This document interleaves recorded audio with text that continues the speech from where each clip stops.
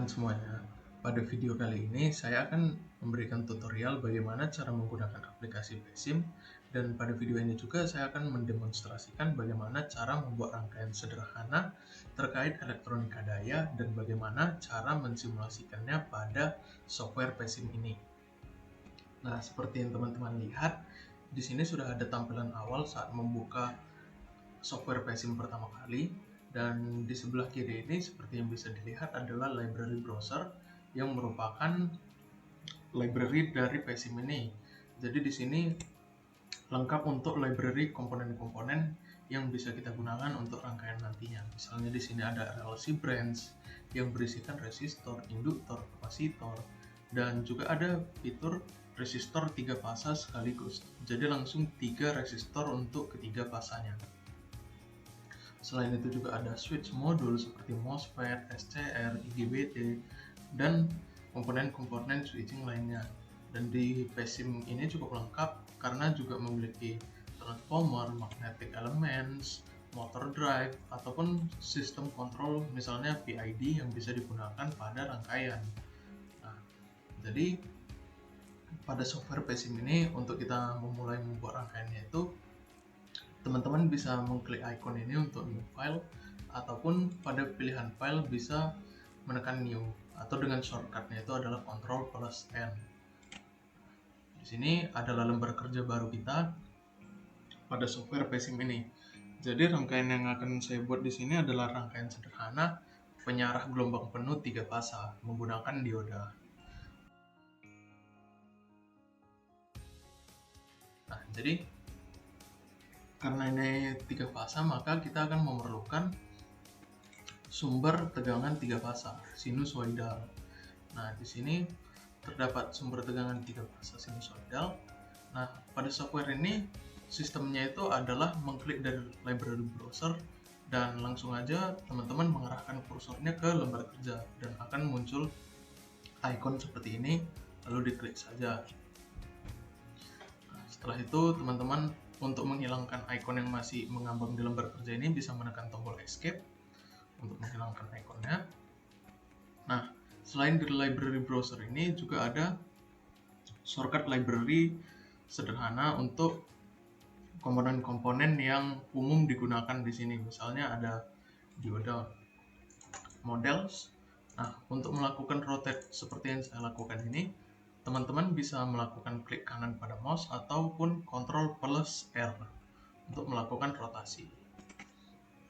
Di sini saya akan memulai rangkaian 6 diodanya. Di sini juga berlaku copy paste ya teman-teman untuk komponen-komponennya. Jadi ini bisa kita Ctrl C lalu Ctrl V untuk mempermudah dan mempercepat dalam pembuatan rangkaian.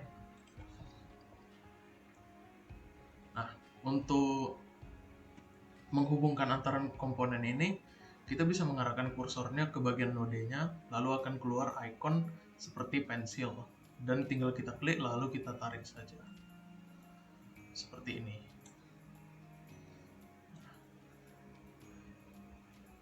Untuk cara lainnya dalam menghubungkan komponen itu bisa diklik icon pensil yang di sini, yang ada pada toolbar.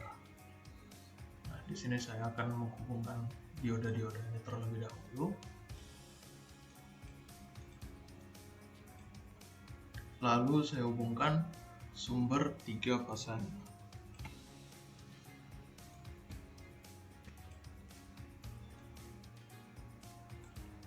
Nah, di sini untuk sumber 3 fasanya itu kita pasangkan ground. Lalu untuk bebannya kita menggunakan beban R saja. Nah, jika seperti ini teman-teman, misalnya terjadi kabel yang tumpang tindih, teman-teman bisa klik kabelnya lalu menekan delete seperti ini. Nah, lalu bisa digaris kembali untuk merapikannya. Nah, di sini sudah terangkai rangkaian penyarah dioda gelombang penuh untuk 3 fasa. Lalu untuk pengukurannya teman-teman bisa mengambil probe tegangan ataupun arus di sini untuk melihat hasil grafiknya. Nah, di sini ada 2 jenis probe tegangan. Ada yang voltage probe dan ada yang voltage probe between two nodes. Nah, untuk yang voltage drop node to ground ini, dia akan langsung melakukan pengukuran antara line ke netral atau ground. Sedangkan ini kita bisa menggunakan untuk pengukuran line to line. Nah, di sini juga bisa menggunakan fitur menggeser seperti ini ketika teman-teman blok komponennya. Lalu kita akan meletakkan probe tegangannya untuk mengukur tegangan masukannya terlebih dahulu agar kita melihat bagaimana sih gelombang dari tegangan sinusoidal masukan ini.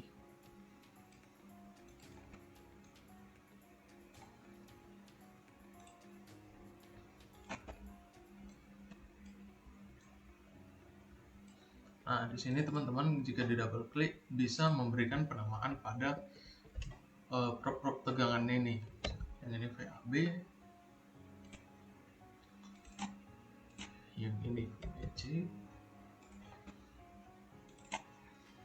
dan yang ini VAC. Nah, untuk bagian bebannya juga akan kita berikan pengukuran.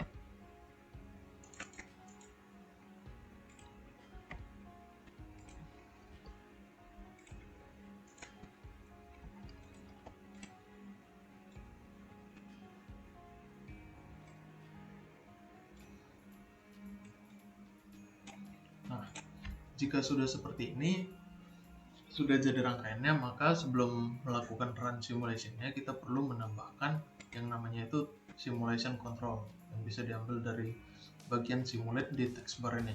Lalu kita klik dan kita atur simulation control kita. Jadi time step-nya ini otomatis dan total time ini adalah total periode yang akan ditampilkan pada grafik nantinya. Jadi di sini saya buat 0,1. Setelah itu kita akan melakukan run pada simulasinya ya teman-teman.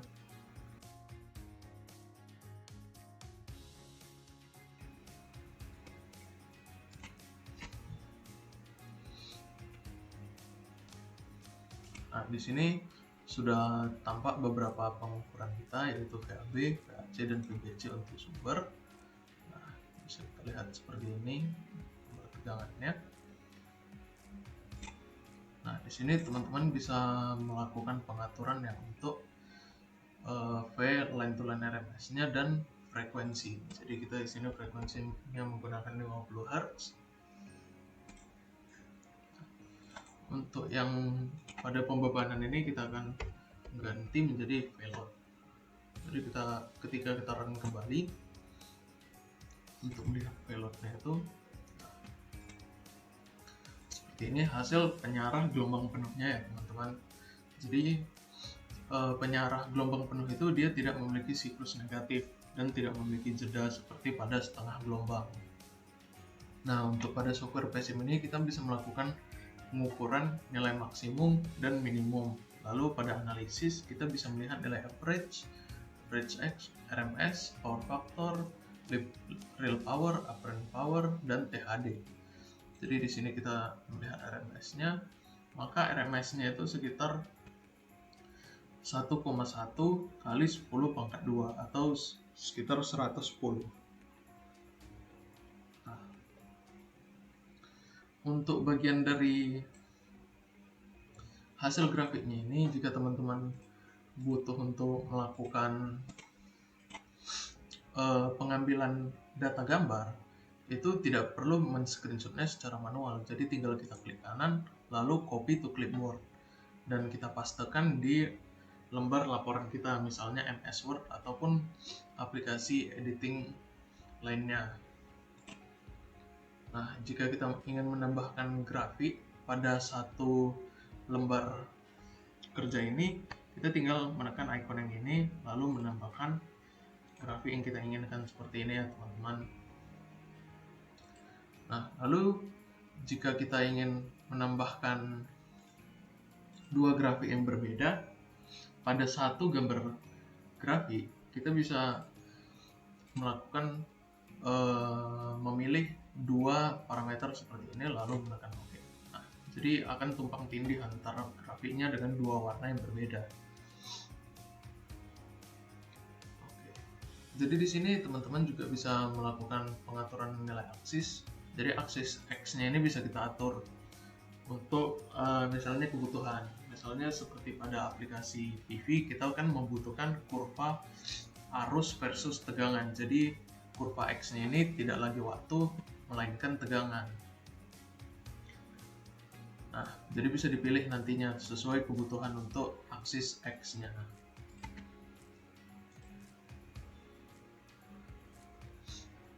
Nah, pada option ini kita juga bisa mengatur settingan tampilan dari grafik kita, mulai dari ukuran font, jenis fontnya, ataupun warna.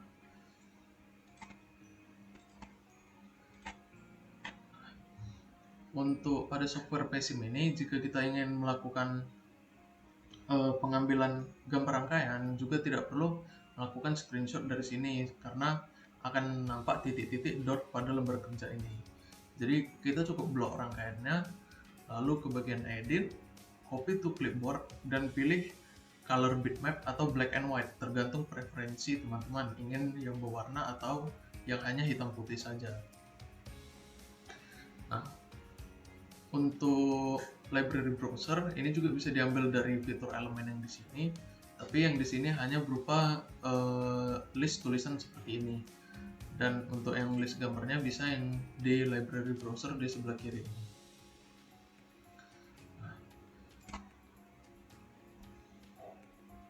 Lalu jika teman-teman menggunakan sebuah solar module, itu juga bisa teman-teman memakai fitur ini, yaitu solar module physical model. Nah, jadi kita bisa mengimport parameter solar module sesuai spesifikasinya, lalu akan dikalkulasikanlah kurva IV-nya. Karena di sini juga dilengkapi fitur solar module, wind turbine, sampai berbagai jenis baterai. Nah, untuk EMI design juga ada EMI filter, signal analyzer, dan juga ada yang model 3-phase-nya ya teman-teman. Untuk motor drive juga ada tipe squirrel cage, one rotor, ada permanent magnet synchronous machine, dan masih banyak lagi komponen-komponen lainnya yang disediakan oleh software PESIM ini. Nah, terkait untuk run simulation-nya sendiri itu kita menggunakan fitur yang tadi ini. Dan jika kita sudah run dan sudah terlanjur menutup grafik yang muncul otomatis tadi, kita cukup menekan icon yang ini. Nah, jadi akan ditampilkan lagi tanpa perlu merun ulang. Karena jika simulasi teman-teman sudah cukup kompleks, maka itu waktu runnya akan cukup lama, memakan waktu yang cukup lama. Jadi cukup kita menekan untuk run SimView ini membuka ulang grafik yang sudah di run sebelumnya. Sekian penjelasan saya terkait bagaimana menggunakan software PESIM ini. Saya harap penjelasan saya ini bisa berguna bagi teman-teman sekalian ya. Terima kasih.